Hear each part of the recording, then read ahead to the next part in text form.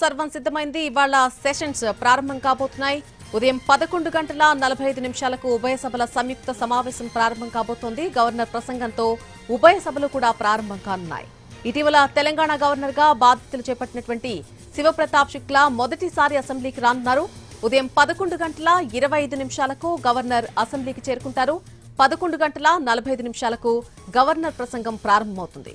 10 రోజుల పాటు సమావేశాలు నిర్వహించాలనేటువంటి యోచనలో కాంగ్రెస్ ప్రభుత్వం ఉంది.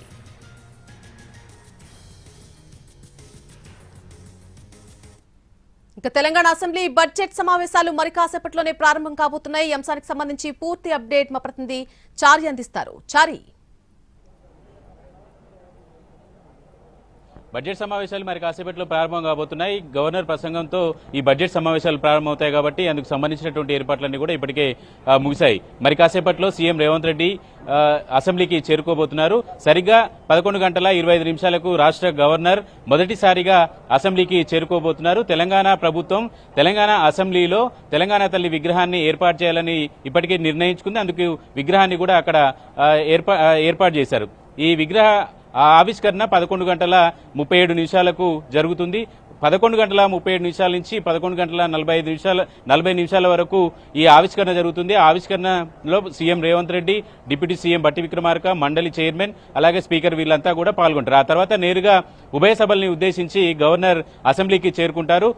ఈ బడ్జెట్ సెషన్లో కౌన్సిల్, అసెంబ్లీ రెండు కూడా ఒకే ప్రాంగణంలో ఉండటంతో భారీ ఎత్తున బందోబస్తుని కూడా ఏర్పాటు చేశారు. అసెంబ్లీ ఇన్నర్ లాబీలో కావచ్చు, అసెంబ్లీలో కావచ్చు, అటు కౌన్సిల్ రెండు కూడా ఈసారి కలిసి పనిచేసినటువంటి సమావేశాలు. ఈ సెషన్ నుంచి అసెంబ్లీ, కౌన్సిల్ రెండు కూడా ఒకే ప్రాంగణంలో జరుగుతున్నాయి కాబట్టి ఉన్నతాధికారులతో కూడా స్పీకర్ అలాగే మండలి చైర్మన్ సమావేశాలు నిర్వహించడం, బడ్జెట్ కు సంబంధించినటువంటి కసరత్తు కూడా పూర్తి చేసినటువంటి నేపథ్యం. అయితే ఈ బడ్జెట్ సమావేశాల్లో గవర్నర్ ప్రసంగంతో సమావేశం ప్రారంభమవుతుంది. తెలంగాణ ప్రభుత్వం చేసినటువంటి అభివృద్ధి, సంక్షేమ కార్యక్రమాలతో పాటుగా ప్రభుత్వం వచ్చే 2 ఏళ్లలో ఏం చేయాలనుకుంటుంది అనే దానికి సంబంధించినటువంటి అంశాలన్నింటినీ కూడా గవర్నర్ ప్రసంగంలో పొందుపరిచినటువంటి సందర్భం అయితే కనబడుతుంది. హైదరాబాద్ ని 3 విభాగాలుగా చేసినటువంటి రేర్, ప్యూర్, కేర్ ఇలాంటి అంశాలతో పాటుగా మూసి ప్రక్షాళనకు సంబంధించినటువంటి అంశాలు, అలాగే ప్రభుత్వం తీసుకురావాల్సినటువంటి కొన్ని అమల్లో ఉన్నటువంటి పథకాలతో లబ్ధి పొందినటువంటి విషయాలు, వీటన్నిటిని కూడా ప్రధానంగా ప్రస్తావించబోతున్నారు.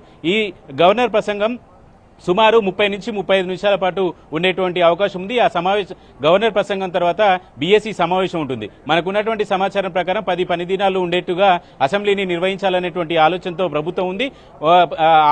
హాలిడేస్ ఇవన్నీ పోగా 10 రోజులు నిర్వహించాలనుకుంటున్నారు. ఈ నెలాఖరికి బడ్జెట్ కి అప్రూవల్ రావాల్సి ఉంటుంది కాబట్టి ద్రవ్య వినిమయ బిల్లుని వీలైనంత త్వరగా సభ ఆమోదం తెలిపేటువంటి కసరత్తు చేస్తుంది. అయితే తెలంగాణ తల్లి విగ్రహ ఏర్పాటుకు సంబంధించినటువంటి ప్రభుత్వం ఎంత సీరియస్ గా ఉందో, తెలంగాణ తల్లి విగ్రహ ఏర్పాటును కూడా బీఆర్ఎస్ ప్రధాన ప్రతిపక్షం బీఆర్ఎస్ కూడా అంతే బలంగా వ్యతిరేకిస్తున్నటువంటి పరిస్థితి అయితే కనబడుతుంది. మొత్తానికి ఇవాళ నుంచి ప్రారంభమయ్యేటువంటి బడ్జెట్ సమావేశాలలో అటు అధికార పక్షం, ఇటు ప్రతిపక్షం రెండు కూడా కసరత్తు చేస్తున్నాయి.